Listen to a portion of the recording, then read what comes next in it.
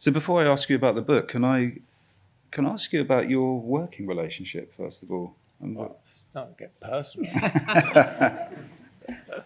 Well, I mean, we've worked together since we started working together, haven't we? When we met on Thunderheart, a film called Thunderheart. Yeah. So it's actually really natural, and also we seem to fit well together because Roger doesn't like to talk to people. I like to talk to people. James is very technical, and I'm not. Yeah. And yeah. So a lot of times, when we're shooting, Roger wants to focus through the frame, so I'll talk to the production about what we need the next week or whatever, because I know what he wants because we've talked about it at 2 a.m. We like being together, we like working together. It just sort of works. We're actually a really boring couple, especially when we're shooting, because all we do is talk about the shots. Yeah, it is a bit boring, yeah. but you've been working together a really long time, and so now you 36 years. Yeah. So now it's just accepted that you come as it's a package kind of deal. Well, yeah. Great. Took a little while for them to understand, but. And then alongside making some of the finest films that we've all loved and enjoyed, you've got this Team Deakins thing, which is a website and a podcast. How did that come about, and why do you do that? What's it all about? Well, I think both of us really feel we want to give back. And I know when I started out in script supervising and nobody would help me. And it's hard to learn something if no one's going to help you. And I made a vow to myself that I would help other people. Yeah, it's also, I've been incredibly lucky. I mean, not only in work, I've been incredibly lucky to meet James at that point in my life. But I kind of think, I mean, the book, for instance, would have never happened unless a publisher had made a suggestion and said, you want to do it, and things like that. The podcast happened because we were doing a lot of Q&As, right? It was for 1917. Yeah, and afterwards, people would come up to us and ask us the same questions. And I said to Roger, well, maybe we could just do a series of podcasts about these particular questions. And Roger said, well, what's a podcast? Thank you. And I can't say I really knew much more about it. But we started it, and then lockdown came, which was perfect. I mean, no, it wasn't perfect, but it meant that all these people didn't have anything to do. So it suddenly changed, and it became conversations, and we both really feel that film is a collaborative process, and we felt like this was showing it. And also the fact that who knows what the stunt guy, I mean, I work with so many stunt guys, but I learned so much by talking to one. And I think it's also, everybody's had a different path, and so often, people come up, how do I get to be you? How do I get to the film industry? And that, well, it's a strange route. How I got into the film industry is really kind of a strange path. I mean, one of the people partly responsible here is here tonight, Jack Kazan, who's a little company I was part of in Soho when I was starting out after I left National Film School.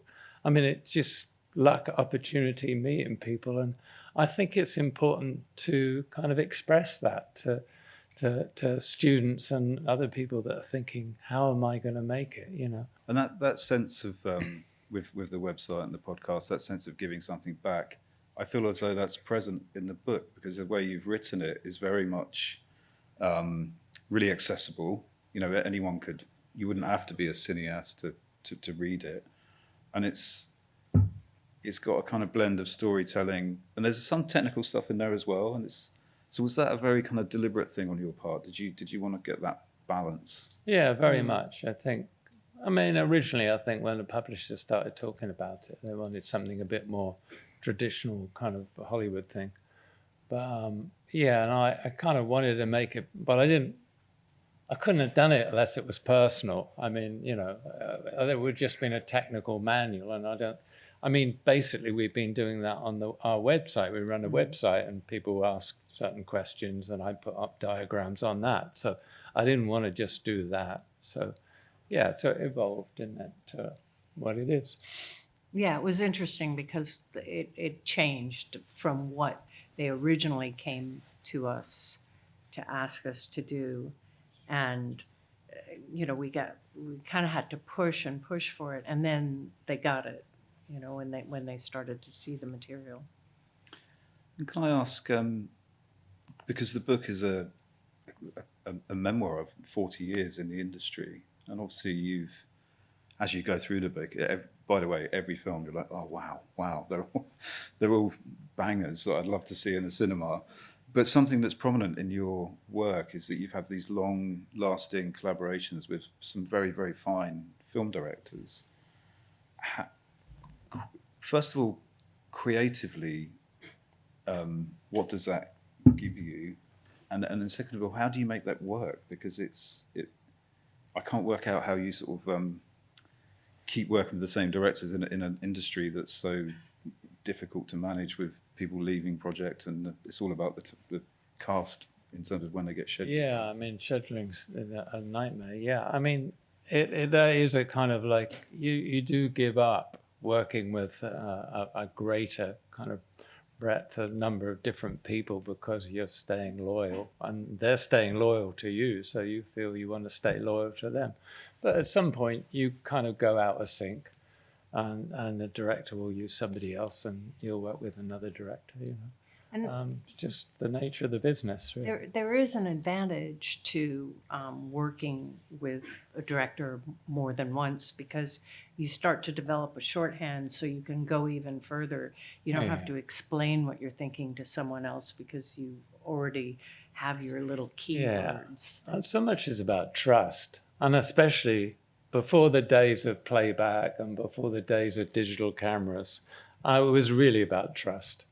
You know, and so, yeah, that kind of, once you'd built up that trust, it was really nice to work with, like Joel and Ethan again on the next one, and feel that they had, well, you had trust in each other. Yeah, because in those days, a better experience. And in those days, you're looking at rushes, right, which come through the next morning or whatever, and not straight away on a monitor. Yeah, and also, then you can take, if you. You know, that we always often say, you know, what is a silhouette? And I remember working on a film where the director, I said to the director, I think this would be really nice to play the scene in silhouette profile, and it can be a wide shot, you know. And yeah, he said, great. We shot the shot, and then watching dailies, and he said, yeah, but I can't see their faces. and you kind of go, yeah, but if, you know, we didn't work with him again, he's a very good friend, but if we'd worked with him again, he would understand what we meant by a silhouette, you know. Yeah. I mean, I think it's one of the first things you do too, is you try and figure out, if a director says he wants something dark, what he thinks dark is. Because to one, it could be shadowy. And when we did Assassination of Jesse James on the train, you knew. Andrew knew. Yeah. What It was different with Andrew, because Andrew was pushing me as much as I was pushing me to go dark, you know. But it's different now, and it's in a way, it's kind of, I find it sad now that you've got a monitor and everybody can see exactly what it's meant to be, and somebody could change it afterwards if you don't have a responsibility. You know what I mean? I find that sad, because there isn't that kind of level of trust between people on a set, I don't think. And how have you managed to stay ahead of that curve as the technology comes in? And I assume now everybody wants to add some kind of visual effect. Yeah, well, I've never been part of that, really. We've always tried to do as much as possible in camera and talk to the directors about that. And it's also one of the things that I do, though, is I talk to visual effects right away, and I talk to them throughout the shoot, because they need certain things to create whatever they have to create. But oftentimes, the way they want it to be shot is not the way Roger wants to shoot it. So it's just a negotiation. Well, need this? Could we do it this way? And so there's no bad feelings on the set or I whatever. was very interesting with the sort of threesome in Blade Runner with the two girls, and the effects guys are the best in the world. Believe me, they've done all the Batman and whatever. But they wanted to shoot the second girl on the green screen, and I said, well, that's not going to work. If you take the character out of the environment we're shooting them in, the set that I'd lit. And so, yeah, it was just a negotiation, but in the end, that's what we did. We shot them exactly the same time on the same set and the same light, you know. Can I ask, given that we're about to watch it in a cinema, Yeah, Fargo. how many people have seen Fargo in a cinema before? Not very many. Not A lot very of you many, for the is it? first time. Can you just tell us a few remembrances from creating the imagery for Fargo and working with Joel and Ethan? The thing I remember most about it, actually, it's in the book. We'd done Hudsucker, which had bombed completely at the box office. I'd been on 2 films and got fired twice. And then Joel said, we're doing this tiny little film. It's no money. You probably won't want to do it. And I said, well, I'm going to do it. And they said it was in Minnesota in the winter, which didn't really fill one with great hope.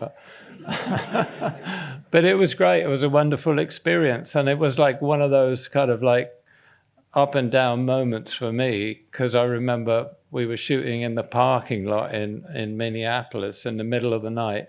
And James was at the American Society of Cinematographers Awards, and I won, and she won on stage for Shawshank. So I've been at the lowest of low, and then suddenly. But you know what was interesting about that script is they sent the script over and we read the script. And I said to Roger, are you sure this main character on the page is so awful? How are you going to watch a whole movie? But they were so brilliant because they cast Bill Macy, and he is so horrible, but he's so inept. You feel kind of sorry for him. Well, the whole film love is, him, you is know. about people who are horrible and It's literally weird. everyone in it. And there's a whole scene with, Marge's school friend. Oh, You'll God. see it, and it's got nothing to do really with the plot line at all, and it sort of stops the film for about 5 or 10 minutes, and you just couldn't take it out. It's just magnetic, isn't it? But it's so awful. It's awful.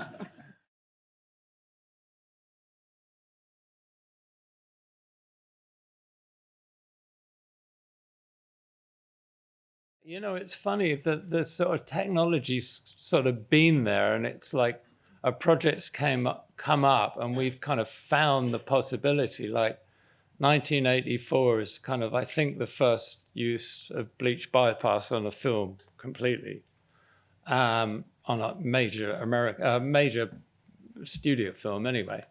Then on something like Oh Brother, digital technology, the digital finish was just a possibility, and we kind of went into that and invested in that, and I helped develop it, I suppose.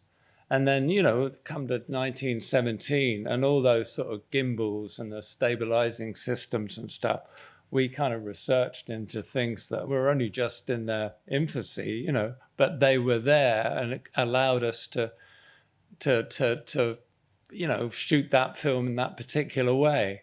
So it's funny how it's been lucky that technology's been there when the projects come that's demanded it in a way, But I mean, obviously the thing now, I would be really interested in AI, and seriously, just kind of looking into what the possibilities of using it is, Well, on that note, I think we have run out of time, and it's time to see Fargo.